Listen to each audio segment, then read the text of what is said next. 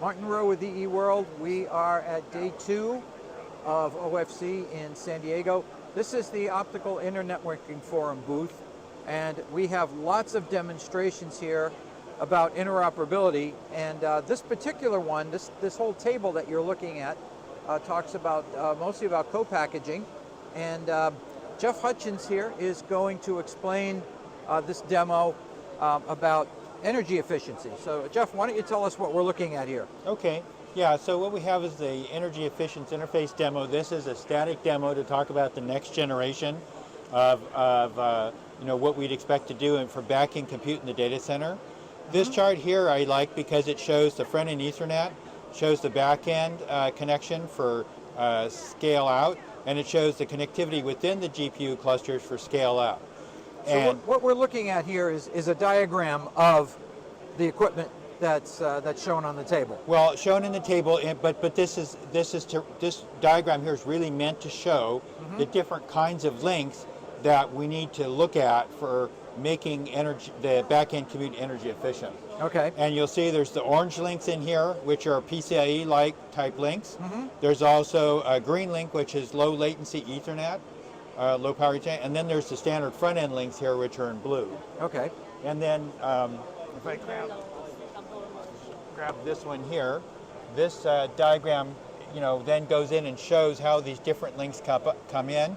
You can see there's the compute to I/O, compute to memory, compute to local compute, compute to remote compute, and these are all low latency interfaces we use for the back end, and you'll see some specifications. At the bottom are the kinds of standards people are using today. So you see the standard InfiniBand, NVLink, UEC, and CXL, and all that stuff. Yeah, so those are all the different interfaces. And the goal here, when we do AI computation, is these problems are broken up into tiles, and there's lots and lots of parameters, and all that data has to be moved between the various GPUs because you don't finish a calculation until all of it's done for a particular section. So the goal, and so the time of flight, the latency and the SerDes, and all those factors affect how fast you can get things done.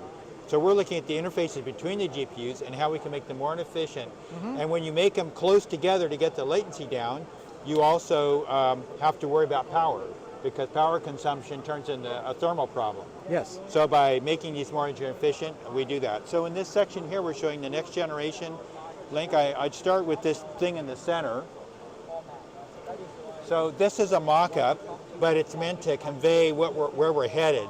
This grayscale here represents an ASIC, and what we've done is put optical engines co-packaged with this ASIC.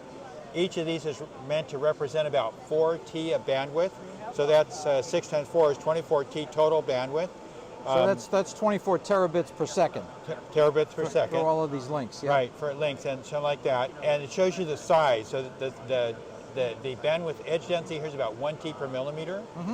We also have some optical NICs on either side to reach out, and HBM memory in the back.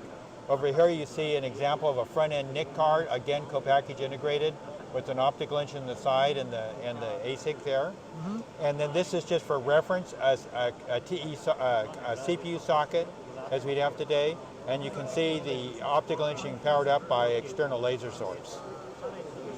Okay, we're on the other side of the table, and what we're looking at here is 4 different demonstrations relating to ELSFP.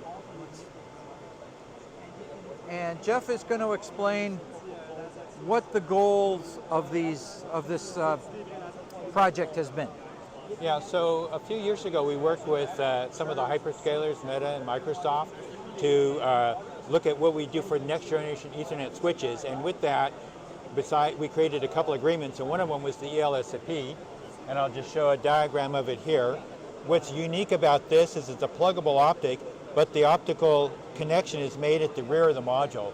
That's important because there's high powers and you want to be eye safe, so you want to make sure that there's no way someone could get exposed to it. So when you plug it in, it powers up and light goes out the back end into the system and powers the co-package switch. So does it first make the electrical connections before it makes the optical connection? Or is the optics or is the laser already on? No, the laser can't be on until it's powered up, but I imagine there's a time delay by the time the power is put on before the the internal electronics catches up and starts driving the laser. So that ensures that when you plug it in, the laser is not active. Right. And then only when it's plugged in does the laser become active. That's Therefore, right. you can't see it. You can't look at it directly. That's right. Okay. That's right. And so what we're showing here today is the ecosystem is really expanded. We have 4 different companies. Output powers are in the range of 20 dBm and 23 dBm, so fairly high power lasers that we use for co-packaging. On this side over here, one of the important things inside of the when you plug these things in is to make sure the blind mate connector is clean and what it looks like. And this is just an example of the ecosystem responding with an inspection system to make sure this unique blind mate connector is clean and good to plug into the system.